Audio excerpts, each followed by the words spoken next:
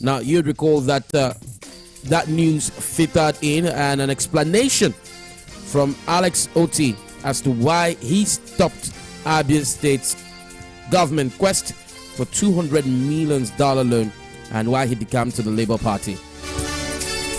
Well, in that conversation with newsmen, Otti, who is the governorship candidate of the All Progressive Grand Alliance in both 2015 and 2019 elections, disclosed in East Shalangwa South, his country home in Umwaro, that he left the All Progressive Congress and joined the Labour Party, and alleged that in seeking the loan, the state government falsified documents and did not seek approval of the then State House of Assembly. He added that the state lacked capacity to repay the loan, considering it had other outstanding unpaid debts. I'll be reaching out to the media aide of Alex Otti in Ferdinand Ikoma. Hello, good morning.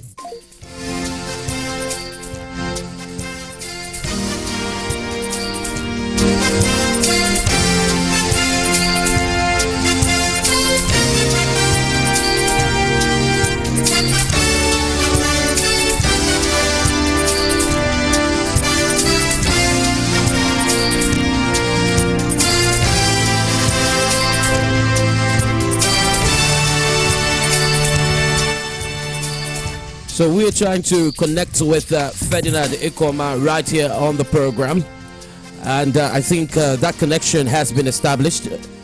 Good morning to you, Ferdinand. Good morning, my brother. Glad to have you on the program once again. The pleasure is mine. All right, so for a few days now, your principal has been making the news headlines over his allegations that he stopped a loan. Now, he, according to the information made available, he said there were conflicting reasons why the loan was being applied for. While the Speaker of the then State House of Assembly reportedly said it was to be used for infrastructural development, the government said it was meant to settle workers' salary arrears, which was put at about 6 billion naira. Yes, please. Now, did your principal actually stop that loan?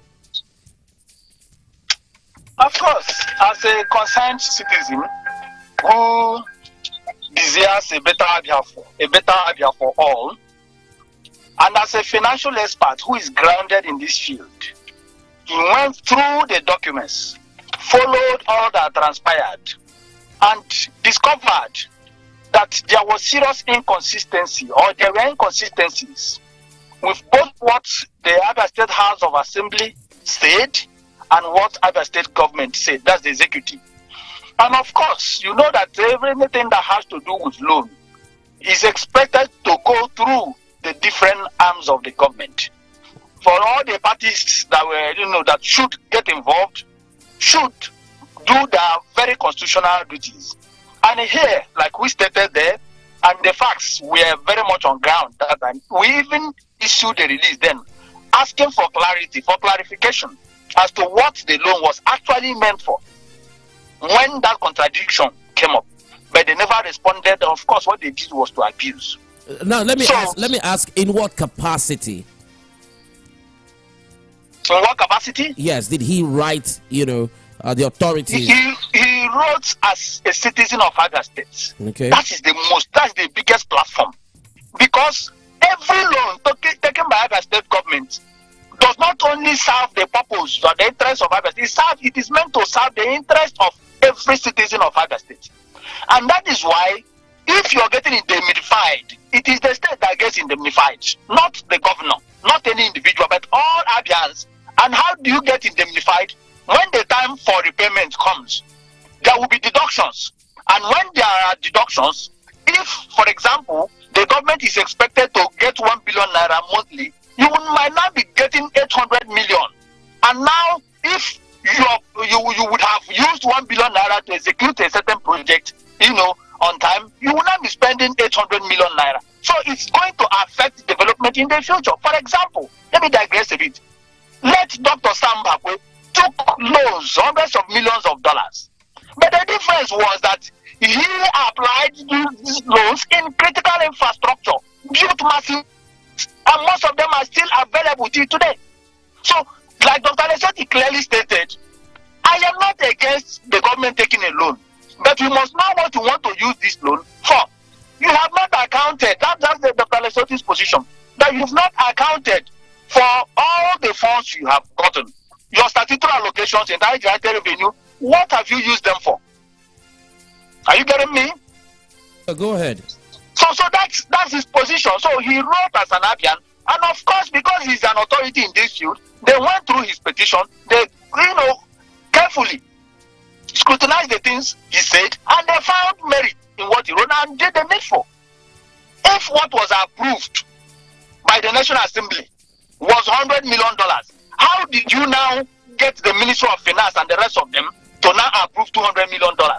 So we know what these guys do, and of course, he acted on the strength of the information, the facts he had as an Abian and as a financial expert, and of course, the authorities charged with the responsibility of giving such loan turned down the request. That's what happened. And in any way, if you look at the horrible situation in Abia, if the government will be owing at the moment close to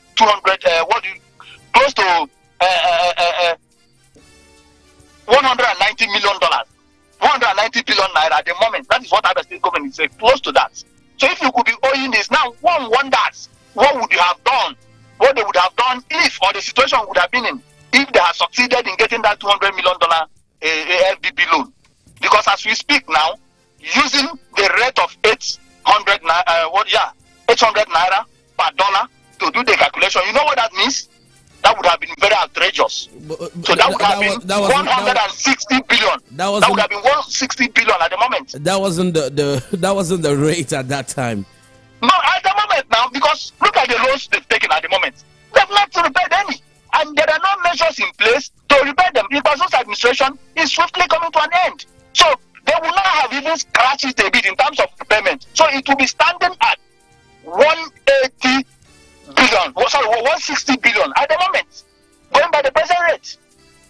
Because when you take loans, it doesn't matter when you took that loan, when it was $1 was 300 naira per dollar. What it is at the moment you are repaying is what you are going to pay. That's how it is done. Well, so this is elementary economics. You don't need to be an economist, a grounded economist, to know some of these things, and we need to be careful and ensure they don't continue to plunge our state in unnecessary financial mess. All right, Ferdinand, from one media aid to another media aid. A media aid of the governor in Mike Nwagweze disclosed that the loan request was approved by the State House of Assembly. He explained that in 2017, Abia was among 10 states that were given accelerated approval to borrow the sum of $1.5 billion from multilateral agencies and France, as well as part of the 2016-2018 external borrowing rolling plan, which approved the presidency, which approval the presidency had sought in August 2016. Now he says that your principal had resort to lies to defend one of his deliberate acts of sabotage against the people of Abia. Now, at some point, we did also have the commissioner of former commissioner for information and the current commissioner for trade and investment, Chief John Okikalo, and he likened your principal to the biblical character of a Samlat. When did he say so? Pardon? When did John Okikalo say so? When did he liken him to that? 3 weeks ago. Do you want me to pull up the audio for you? Okay.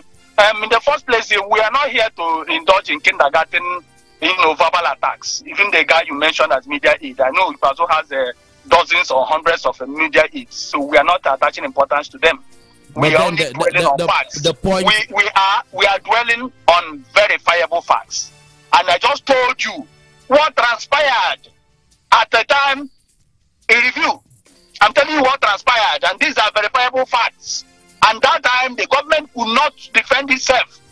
So we are telling you, okay, now why do you think that they are approving the agency that was going to give you the loan? Why do you think they turned down? You think they are stupid? They are not stupid. They are more informed than you. All they want is to be convinced. And in any way, it's important that you and I understand that this has nothing to do with Alex Otti. Alex Otti is too big to be a victim of any kind of financial mess Abia is plunged into. But as a concerned citizen, if somebody could quit his job as a bank so that he could have the freedom, because as a bank executive, you are not allowed to take on any individual or state government in terms of criticism. You could not have come as a bank CEO, to criticize Abia state government or condemn what I do. And that was one of the reasons why he decided to quit, so that he would not have the freedom. There will not be any further restriction as to engage. And that is why he has consistently engaged the Abia state government, continue to defend the people, continue to demand that the right things should be done. And here, I am telling you, you and I were here when these guys got Paris Club refund, the first tranche, the second and the third tranche. You were here when they were giving 14.150 billion naira bailout fund. They have gotten several allocations. They've taken loans from different agencies. We look at the debt of the $56 million FDB loan they took recently for Oboy and Ingwaro projects. Can you come there and see for yourself what is on ground? Can you come there and look at the substandard quotas they built? You know how much that amount of